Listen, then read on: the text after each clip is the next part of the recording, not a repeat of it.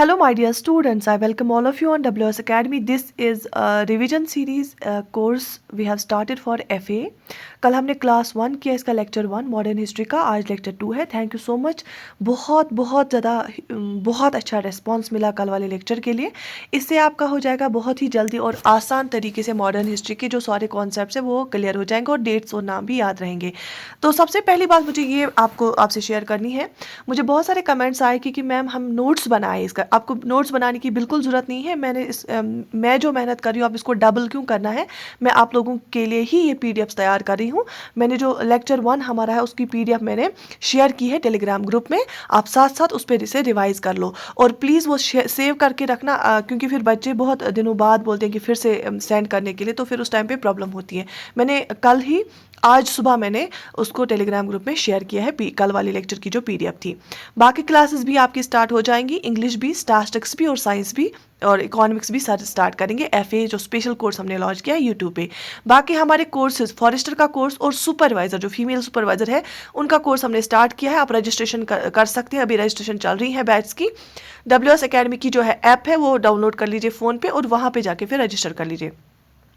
सो चलिए करते हैं स्टार्ट आज की class. This is lecture number 2 for modern history quick revision. और एक क्वेश्चन एक बच्चे ने बोला था कि मैम ये तो थोड़ा थोड़ा सा है हर हेडिंग के नीचे, बट मैंने एक अप्रोच एक सीरीज ऑफ हेडिंग्स ली है। ये दूसरा जब सीरीज ऑफ हेडिंग आएगा ये उसमें सारा एडिशन हो जाएगा, तो आप वो टेंशन नहीं लीजिए, बस आप याद रख लीजिए चीज़ों को। चले तो हमने 1920 तक किया था, 1885 से लेके कल हमने 1920 तक किया था और हमने देखा था 1919 में रोल आउट एक्ट आया था जिसको हम ब्लैक एक्ट बोलते हैं। और 1919 13 अप्रैल को क्या हुआ था, जलियांवाला बाग मैसेकर हुआ था। उसके बाद और 1919 में ही खिलाफत इशू भी स्टार्ट हुआ था। फिर 1920 में नॉन कॉपरेशन मूवमेंट स्टार्ट की गई थी, ठीक है, under the leadership of Gandhi. उसके बाद बात करते हैं 1922 की। 1922 में क्या हुआ, चोरी चोरा इंसिडेंट हुआ। क्या हुआ, चोरी चोरा इंसिडेंट। चोरी चोरा जो है ना ये एक गांव था, चोरी चोरा एक गांव था, ये गोरखपुर के नज़दीक था एक गांव। ये क्या, चोरी चोरा इसका नाम था। बेसिकली ये चोरी चोरा इंसिडेंट है क्या, clashed with police and burned 22 policeman on फरवरी 5 1922। तो 5 फरवरी 1922 को क्या हुआ, चोरी चोरा इंसिडेंट हुआ जिसमें 22 पुलिसमैन को जिंदा जलाया गया, क्योंकि वहां पे कुछ प्रोटेस्टर्स हो रहे थे, पुलिस ने फायरिंग की। फिर उनको गुस्सा आया लोगों को, उन्होंने पुलिस स्टेशन को आग लगा दी और कुछ जो बाकी बाहर जा रहे थे फिर बच के पुलिसमैन, उनको भी वापस आग में धकेल के 22 पुलिसमैन जो है वो आग में जल गए। तो इसी को बोलते हैं चोरी चोरा इंसिडेंट। और ये जब हुआ था उसका वजह से गांधी जी मजबूर हो गए कि उन्होंने फिर नॉन कॉपरेशन मूवमेंट को विड्रॉ किया, क्योंकि गांधी जी का जो मेन पिलर थे ना वो थे नॉन वायलेंस एंड सत्याग्रह, सच का साथ देना और बिल्कुल भी अमन पसंद तरीके से अपनी बात मनवाना। लेकिन जब उसने वायलेंस देखी तो उसने ये बोला कि अभी हमारे लोगों को समझ नहीं आया है मेरा कॉन्सेप्ट नॉन वायलेंस और सत्याग्रह का, इसका, तो इसीलिए फिर उसने विड्रॉ की थी नॉन कॉपरेशन मूवमेंट। सो चोरी चोरा इंसिडेंट हुआ कब, ये हुआ 5 फरवरी 1922 को। This compelled Gandhi ji to withdraw the non cooperation movement on February 12 1922। फिर गांधी जी ने 12 फरवरी को 12 फरवरी 1922 को नॉन कॉपरेशन मूवमेंट को विड्रॉ किया। और नॉन कॉपरेशन मूवमेंट स्टार्ट कब हुई थी, नॉन कॉपरेशन मूवमेंट 1920 में स्टार्ट हुई थी। उसमें इन्होंने बोला था कि हम गवर्नमेंट के साथ कॉपरेट नहीं करेंगे, हम लॉ कोर्ट्स को बैन करेंगे, स्टूडेंट स्कूल्स को छोड़ेंगे और जो है हम अपना जो यहाँ पे बनाई हुई चीज़ें हैं उसी को इस्तेमाल करेंगे, जिनको भी टाइटल्स मिले हैं वो उन गवर्नमेंट को वापस करो। फिर 1922 5 फरवरी 1922 को क्या हुआ, चोरी चोरा इंसिडेंट हुआ। और फिर जब गांधी जी ने देखा वायलेंस हो गई, 22 पुलिसमैन को जिंदा जलाया गया। फिर 12 फरवरी 1922 को गांधी जी ने जो नॉन कॉपरेशन मूवमेंट है उसको विड्रॉ किया, उसको वापस लिया, ठीक है।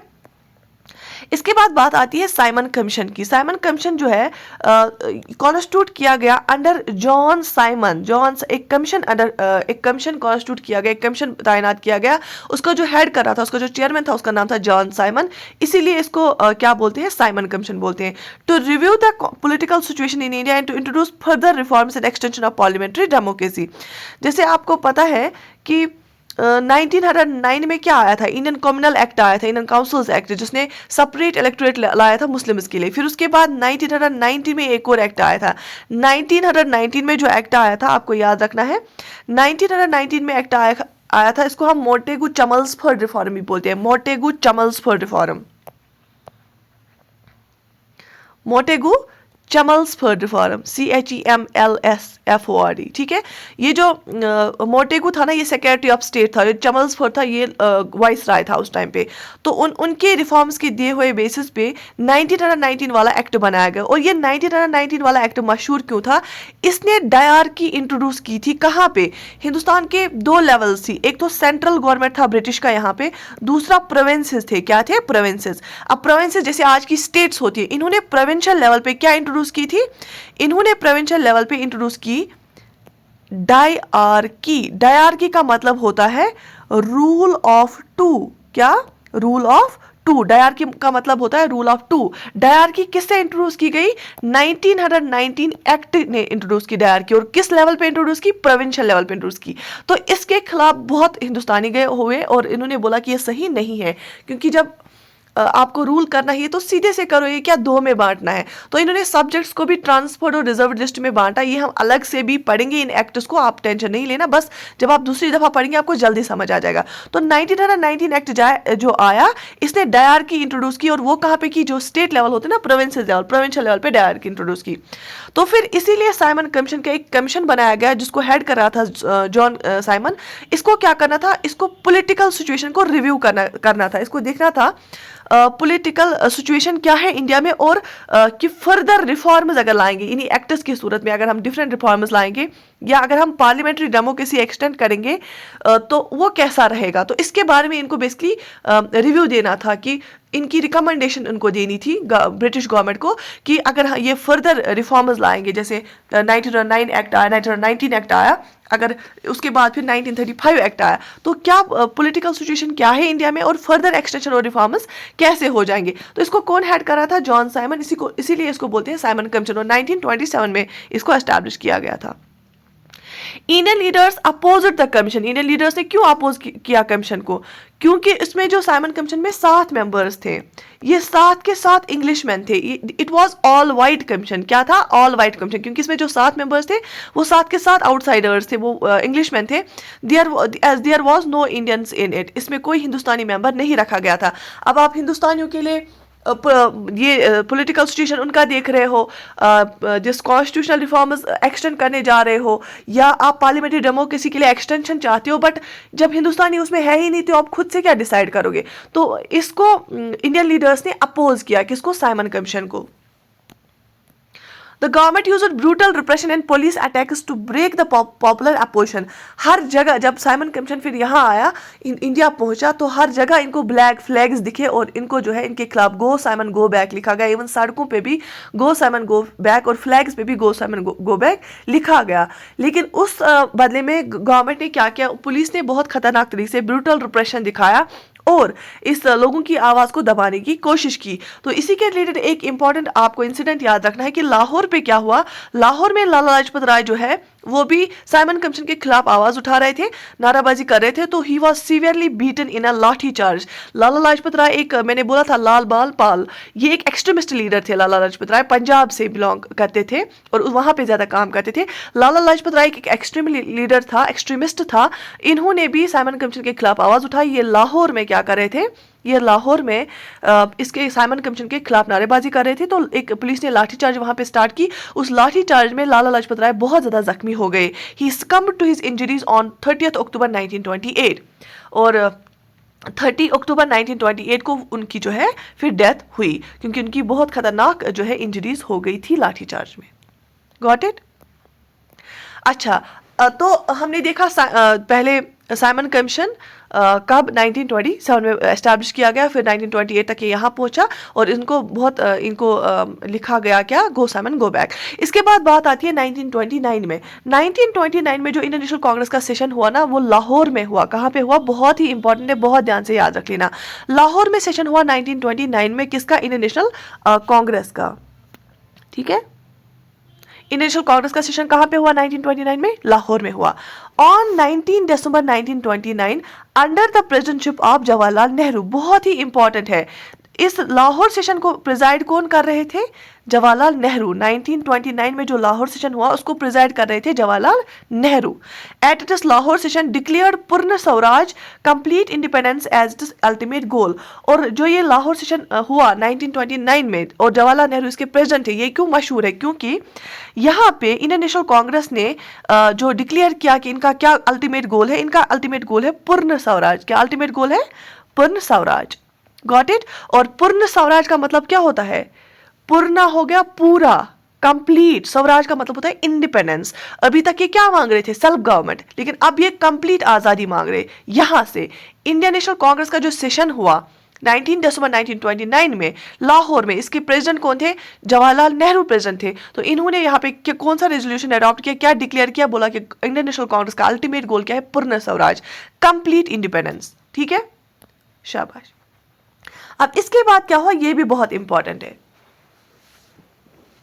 ऑन 31 दिसंबर 1929, 31 दिसंबर 1929 को क्या हुआ? The newly adopted tricolour flag was अनफर्ल्ड।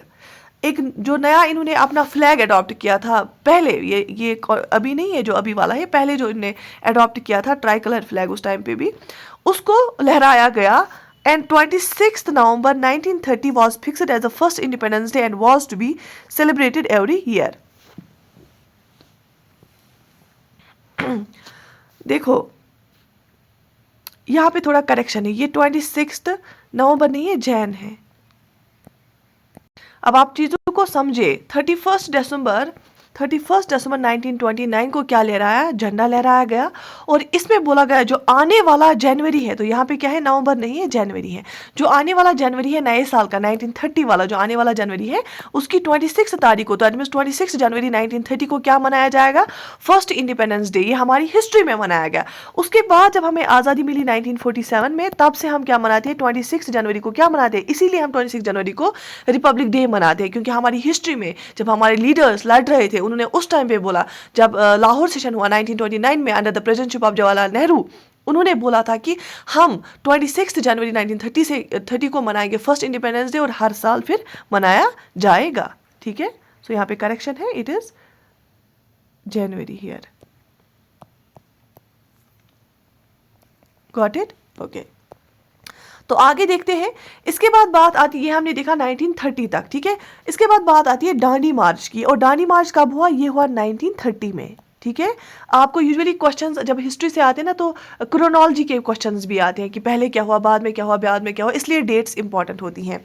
Dandi मार्च 1930 में हुआ। अलॉन्ग विद कितने फॉलोअर्स थे? याद रख लेना, 78 followers. Gandhi ji started his march from Sabarmati Ashram on 12 March 1930 for the small village Dandi to break the salt law. और गांधी जी ने, उनके साथ कितने फॉलोअर्स थे? 78 फॉलोअर्स थे। गांधी जी ने एक मार्च स्टार्ट किया। कहाँ से स्टार्ट किया? याद रख लेना, साबरमती आश्रम से। ठीक है, साबरमती आश्रम से इन्होंने स्टार्ट किया एक मार्च, पैदल चलना। किस डेट पे? 12 मार्च को इन्होंने स्टार्ट किया था 1930 को। 12 मार्च 1930 को इन्होंने स्टार्ट किया एक for the small village Dandi, और ये दांडी की ओर निकल पड़े to break the salt law. Salt law को ब्रेक करने के लिए। साबरमती आश्रम गुजरात में था, और साबरमती आश्रम से निकले 78 फॉलोअर्स के साथ 12 मार्च को 1930 एक छोटे विलेज दांडी की ओर ये गए, और वहाँ पे सॉल्ट लॉ इनको ब्रेक करना था, क्योंकि गवर्नमेंट ने रिस्ट्रिक्शन लगाई थी कि आप खुद के लिए भी सॉल्ट नहीं बना सकते थे। क्योंकि हमारा जो गुजरात वाला स्टेट है, या जैसे आप देख सकते हैं सदर्न इंडिया, वहाँ से इंडियन ओशन है। आप देख सकते हैं इंडियन ईस्टर्न इंडिया, वहाँ से बे ऑफ बंगाल है। और वेस्टर्न साइड आप देख सकते हैं गुजरात, राजस्थान, महाराष्ट्र साइड, और वहाँ से क्या है? अरबियन सी है। और हमारा जो है ना सॉल्ट इंडिया का जो आराम से बना पाता है, क्योंकि सी वाटर में क्या होता है? सॉल्ट कंटेंट हाई होता है। तो वो सॉल्ट लॉ ब्रेक, जो ब्रिटिशर्स ने सॉल्ट लॉ बनाया था, उसको ब्रेक करने के लिए निकले।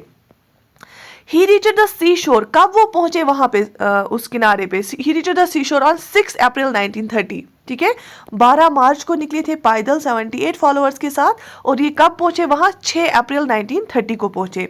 He picked a handful of salt and inaugurated the civil disobedience movement. और उसने जब एक मुट्ठी भर सॉल्ट लिया, तो उससे वहां पे स्टार्ट किया कि सिविल डिसओबीडियंस मूवमेंट, मतलब डिसओबीडियंस, जब आप किसी की बात नहीं मानते हो तो इन्होंने बोला कि जो ब्रिटिशर्स हमारे खिलाफ ये लॉज निकाल रहे हैं हम उनको नहीं मानेंगे। So civil disobedience movement start वहीं पे हो गई 1930 में। तो दांडी मार्च जब स्टार्ट हो गया साबरमती आश्रम से 78 फॉलोअर्स के साथ गांधी जी निकल पड़े 12 मार्च 1930 को, और फिर पहुंचे दांडी कब 6 अप्रैल 1930। जब वो सी शोर पे पहुंचे उन्होंने एक मुट्ठी भर साल्ट उठाया और सॉल्ट लॉ ब्रेक किया और सिविल डिसोबीडियंस मूवमेंट स्टार्ट हो गई।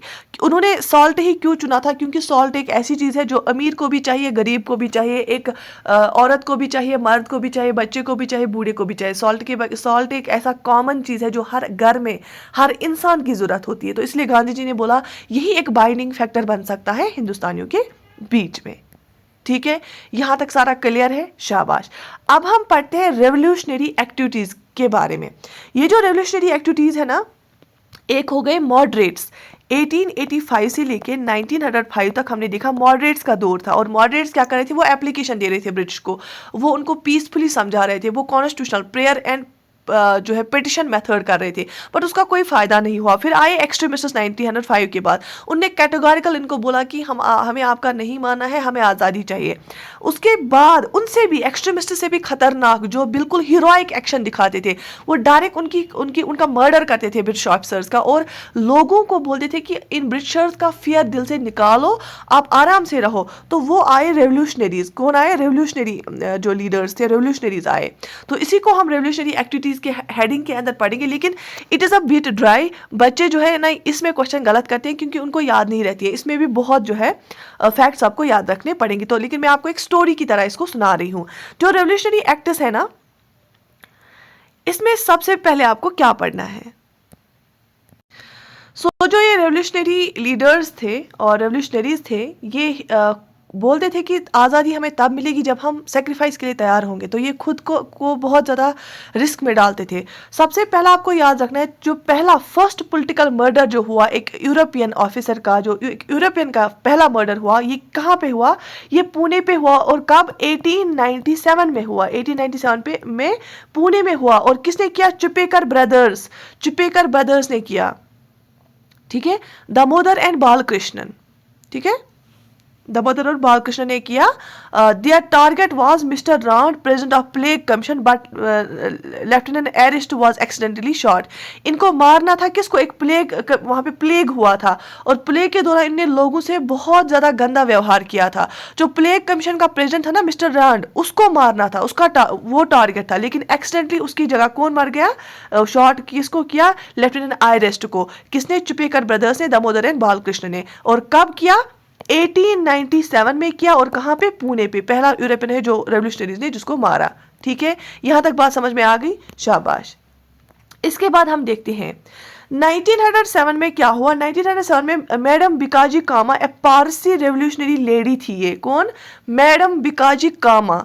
1907 में क्या इसने किया? ये एक पारसी थी, रेवोल्यूशनरी लेडी थी। Unfurled the flag of India at Stuttgart Congress of Second International. ये जर्मनी में यूजुअली होती थी, ये भी आउटसाइड इंडिया से हेल्प करती थी।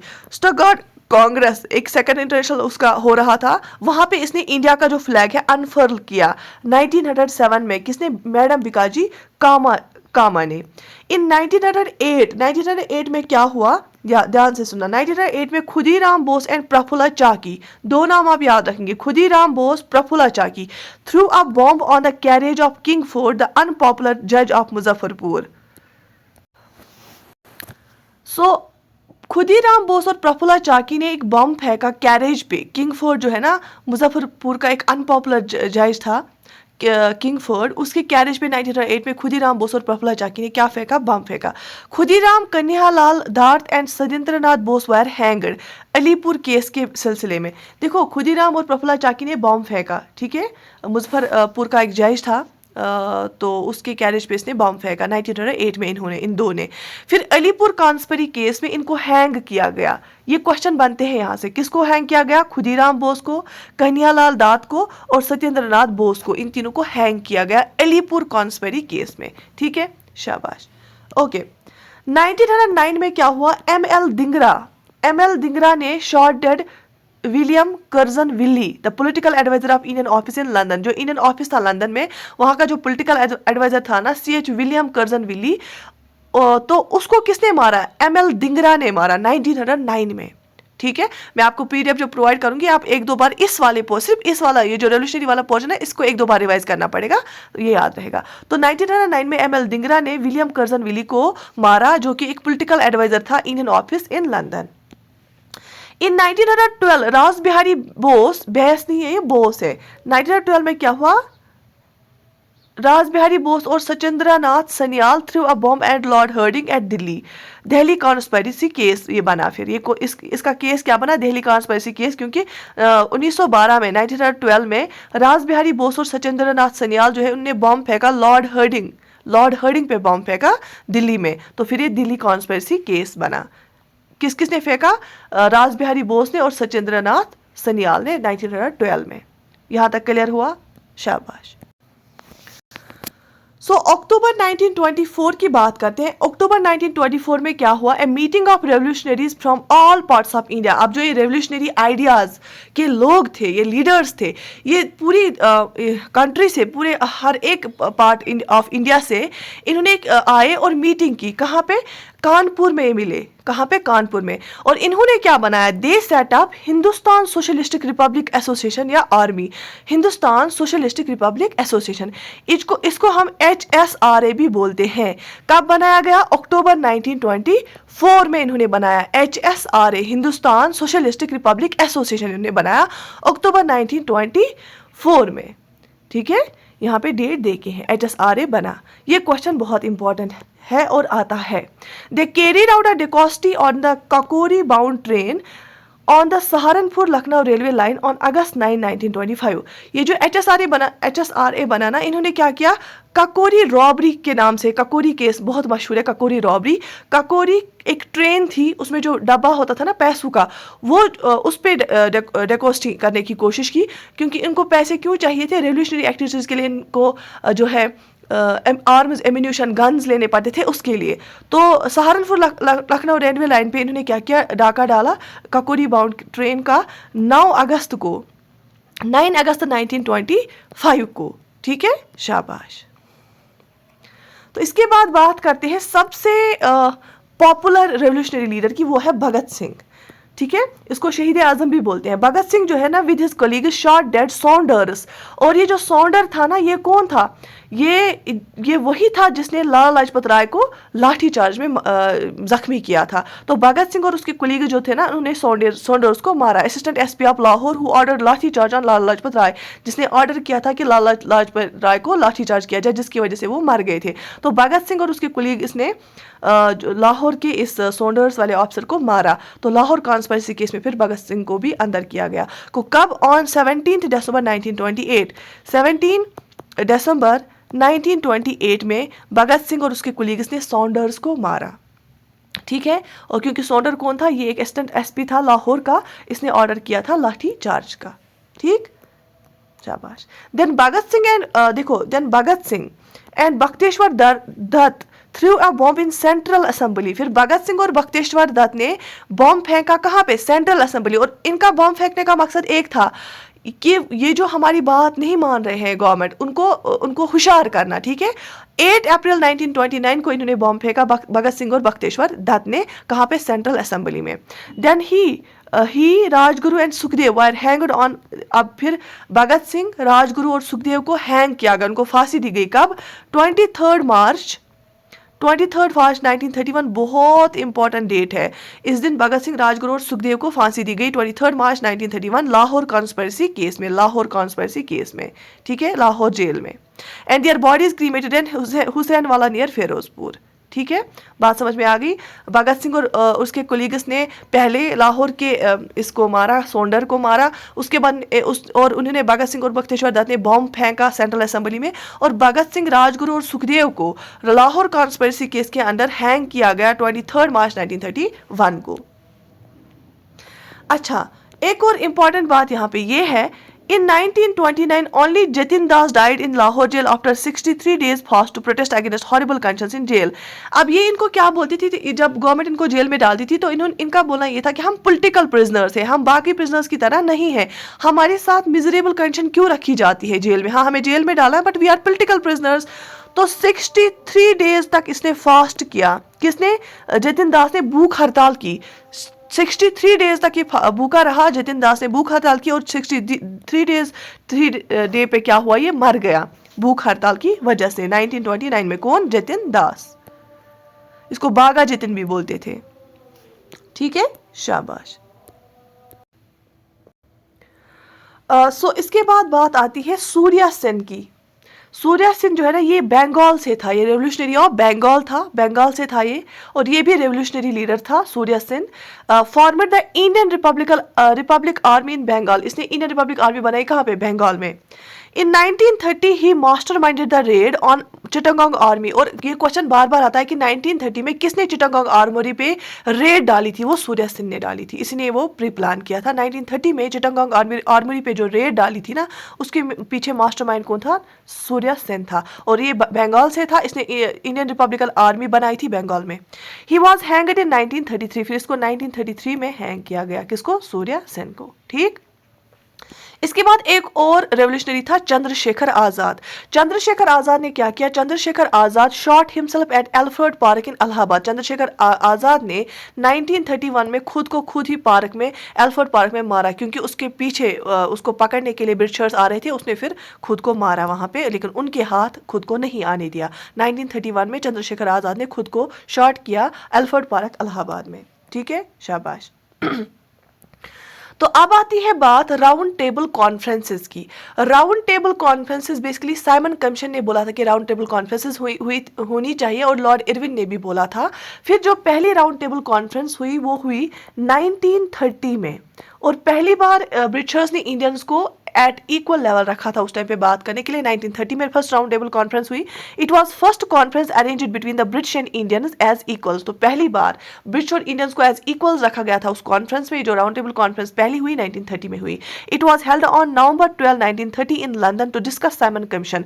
साइमन कमीशन की जो रिकमेंडेशन थी ना, उसको डिस्कस करने के लिए लंदन में इसको ये किया गया था, मुकर्रर किया गया था। इसको 12 नवंबर 1930 को फर्स्ट राउंड टेबल कॉन्फ्रेंस हुई between the British and Indians.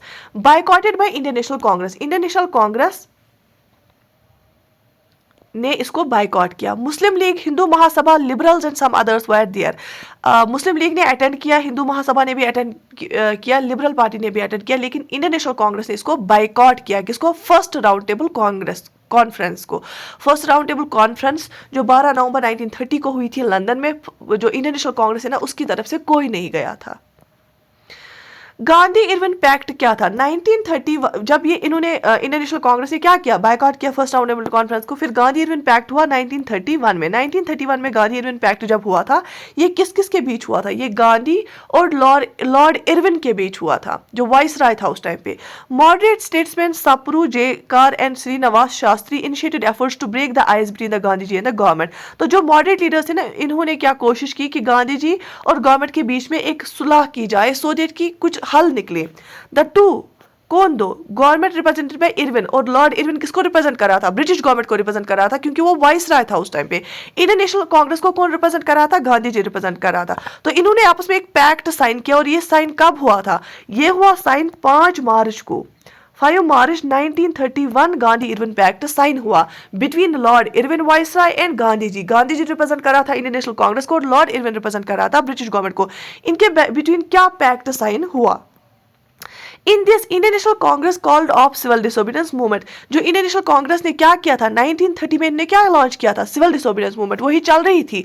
और इन्होंने क्या किया, इन्होंने बोला चलो ठीक है, उस पैक्ट में इन्होंने बोला कि हम क्या करेंगे, सिविल डिसोबीडियंस मूवमेंट को अब बंद करेंगे। और इन्होंने बोला कि ठीक है, हम जो सेकंड राउंड टेबल कॉन्फ्रेंस होने वाली है, हम उसको ज्वाइन करेंगे। तो पहली राउंड टेबल कॉन्फ्रेंस कांग्रेस ने बायकॉट की, लेकिन सेकंड राउंड टेबल कॉन्फ्रेंस जो है, उन्होंने गांधी इरविन पैक्ट के थ्रू बोला कि ठीक है, हम सेकंड राउंड टेबल कॉन्फ्रेंस में क्या करेंगे, उसको ज्वाइन करेंगे, और सिविल डिसोबीडियंस मूवमेंट को एट टाइम, कुछ टाइम के लिए हम बंद कर देते हैं।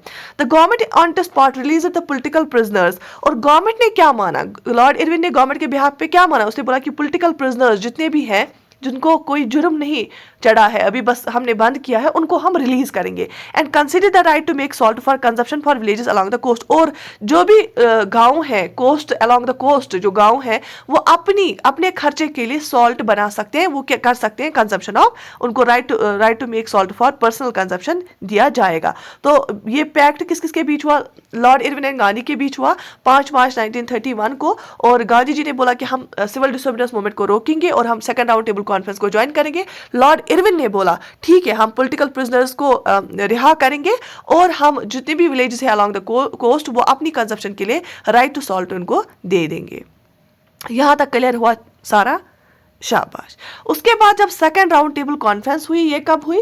ये सेकंड राउंड टेबल कॉन्फ्रेंस भी लंदन में हुई। ये 1931 में हुई, पहली 1930 में हुई, दूसरी 1931 में हुई लंदन में। Gandhi represented Indian National Congress and went to London to meet British PM Ramsay MacDonald. अब इस टाइम पे कौन था प्राइम मिनिस्टर ब्रिटेन का, ये क्वेश्चन आता है। इस टाइम पे राउंड टेबल कॉन्फ्रेंस के टाइम पे रामसे मैकडोनाल्ड था British prime minister. Ramsay McDonald था ब्रिटिश प्राइम मिनिस्टर और गांधी जी ने इंडियन नेशनल कांग्रेस को रिप्रेजेंट किया और वो चला गया London to meet the British Prime Minister Ramsay MacDonald. However, this session was soon deadlocked on the minorities issue, and this time separate electorates was demanded not only by Muslims but also by depressed class Indian Christians and Anglo-Indians. लेकिन वहां पे क्या हुआ? वहां पे कोई नतीजा ही नहीं निकला। क्यों? क्योंकि डॉक्टर बी आर अम्बेडकर को जो डॉक्टर बी आर अम्बेडकर थे ना, वो माइनॉरिटीज को रिप्रेजेंट कर रहे थे, वो शेड्यूल कास्ट को रिप्रेजेंट कर रहे थे। वहां पे सिर्फ मुस्लिम्स ने ही अपना सेपरेट इलेक्टोरेट कंटिन्यू करने के लिए नहीं बोला, वहां पे बोला डिप्रेस्ड क्लासेस ने भी, जैसे शेड्यूल कास्ट्स होते हैं, इनको अनटचेबल्स बोलते थे। इंडियन क्रिश्चियंस ने भी, एंग्लो इंडियंस ने बोला कि हमें सेपरेट इलेक्टोरेट चाहिए। अलबत्ता गांधी जी ने बोला बिल्कुल ऐसा नहीं होना चाहिए, इससे ये गलत चीज़ है। सेपरेट इलेक्टोरेट अगर मुस्लिम्स को दे देते वो मसला नहीं है, लेकिन अगर हिंदूज चाहते हैं, ये डिप्रेस्ड क्लास चाहते हैं, वो इनको ये टैबू रहेगा, एक ये नहीं होना चाहिए। तो गांधी जी ने बोला मैं पूरे इंडिया को रिप्रेजेंट कर रहा हूँ, लेकिन बी आर अम्बेडकर ने बोला नहीं, मैं शेड्यूल कास्ट को या डिप्रेस्ड क्लास को खुद रिप्रेजेंट कर रहा हूँ। और वहाँ पे एक लेडी थी सरोजनी नायडू, जो इंडियन वुमेन को रिप्रेजेंट कर रही थी। सरोजनी नायडू ने भी second round table conference join की थी। तो वहाँ पे क्या हुआ? डेडलॉक हुआ। ठीक है, तो वहां पे कोई नतीजा नहीं निकला। तो पहली राउंड टेबल कॉन्फ्रेंस कब हुई थी? 1930 में हुई थी। सेकंड राउंड टेबल कॉन्फ्रेंस 1931 में हुई थी। यहां तक क्लियर है? यहां तक सारा क्लियर है? तो इतना रख लेते हैं हम आज के लिए। कुछ लेक्चर्स में हम सारा मॉडर्न हिस्ट्री में आपको रिवाइज कराऊंगी। स्टैटिस्टिक्स की भी क्लास अब स्टार्ट हो जाएगी इंशाल्लाह, और इंग्लिश लेक्चर्स भी आ जाएंगे और साइंस भी। ये FA का फ्री क्रैश कोर्स हम करा रहे हैं यूट्यूब पे। बाकी जिसको बैच में जुड़ना है, फॉरेस्टर बैच में या सुपरवाइजर, फीमेल सुपरवाइजर बैच में, वो WS अकेडमी की ऐप डाउनलोड करो, फिर वहां पे जाके रजिस्टर करो। ठीक है, इसकी PDF जो है मैं टेलीग्राम ग्रुप में भेज दूंगी। आप लेक्चर को देखें, इसको समझें, कहानी की तरह इसको याद रखें। आई होप आपको अच्छा लगा होगा। Do right in the comment section so that मुझे भी मोटिवेशन मिले और लेक्चर्स बनाने की। I wish you all the best. Take very good care of yourself.